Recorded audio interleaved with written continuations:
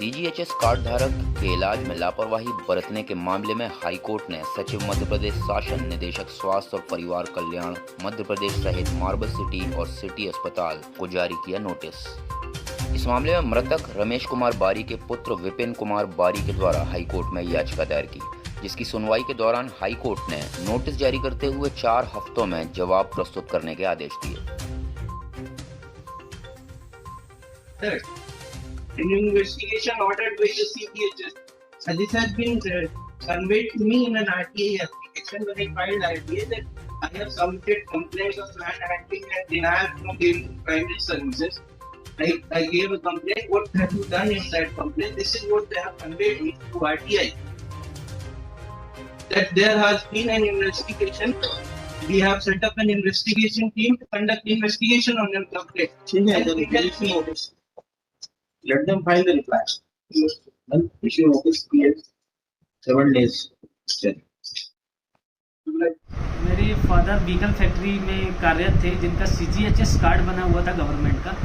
उनको 21 अक्टूबर 2020 को सीने में दर्द की शिकायत होने के कारण हम लोग उनको सिटी हॉस्पिटल लेकर पहुंचे, जहां पर प्राथमिक उपचार न देते हुए वहां के जो भी स्टाफ अवेलेबल था उन लोगों ने कहा कि हम इनका इलाज नहीं कर सकते। और हमने कहा ठीक है, इनको ऑक्सीजन की प्रॉब्लम हो रही है तो आप उनको ऑक्सीजन अवेलेबल करा दें। पर उन्होंने जो ऑक्सीजन का मास्क लगाया उसमें ऑक्सीजन नहीं आ रही थी। इसकी जांच मेरे बड़े भाई ने स्वयं करी लगा के, उसमें सिर्फ गर्म हवा आ रही थी। तो लोगों ने कहा कि हमारे पास अवेलेबल नहीं है, आप दूसरे हॉस्पिटल ले जाएँ। तो हम लोगों ने आनंद फानंद में मार्बल सिटी हॉस्पिटल लेकर जब उनको पहुँचे तो वहाँ पर जो ड्यूटी स्टाफ था उन्होंने कहा कि कोविड की आशंका को देखते हुए हम अभी इनका इलाज नहीं करेंगे। और हमने कहा कि ये सीजीएचएस कार्ड हैं इनके पास, तो गवर्नमेंट के थ्रू आपका हॉस्पिटल रजिस्टर्ड है सीजीएचएस का इलाज करने के लिए, तो आप इनका इलाज करिए।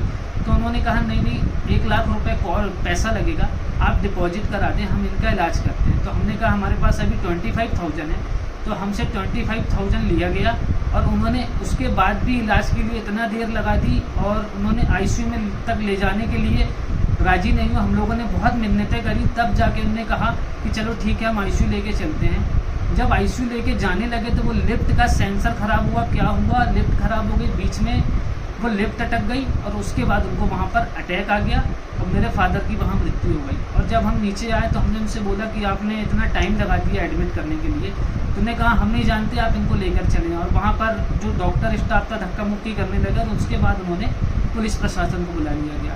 उसके बाद हम जब मेडिकल पहुँचे तो डॉक्टर ने इनको मृत्यु घोषित कर दिया। इस संबंध में मैंने टीआई को, ओमती टीआई, एसपी महोदय और सीजीएचएस के जो संबंधित अधिकारी हैं उनको, सारे लोगों को शिकायत करी इस चीज़ की कि इन्होंने पैसा लेकर भी इलाज नहीं किया, जबकि सीजीएचएस वालों का फ्री में इलाज होता है, सारा गवर्नमेंट पैसा वहन करती है, परंतु उसके बाद भी इन्होंने इलाज नहीं किया। उसके संबंध में कोई भी जाँच नहीं की गई।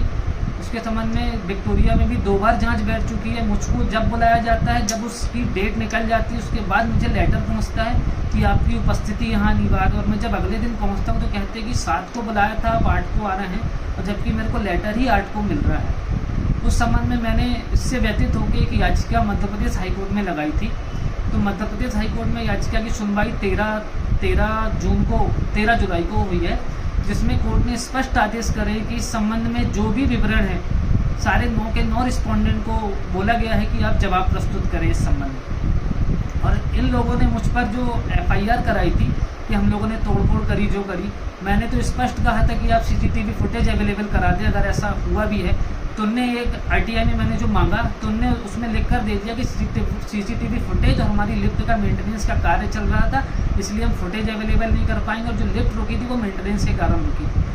तो उस संबंध में मैं वहाँ से इन लोगों ने आके गवाही दे दी कि ऐसा कुछ भी नहीं हुआ था, उसकी ऑर्डर शीट अवेलेबल है, हमने सारी चीज़ें कोर्ट में दिखाई है और हम लोग वहाँ से बरी हो गए। और ये कोर्ट ने उनको इस संबंध में आदेश जारी किया है कि 4 हफ्ते में अपना जवाब फाइल करें।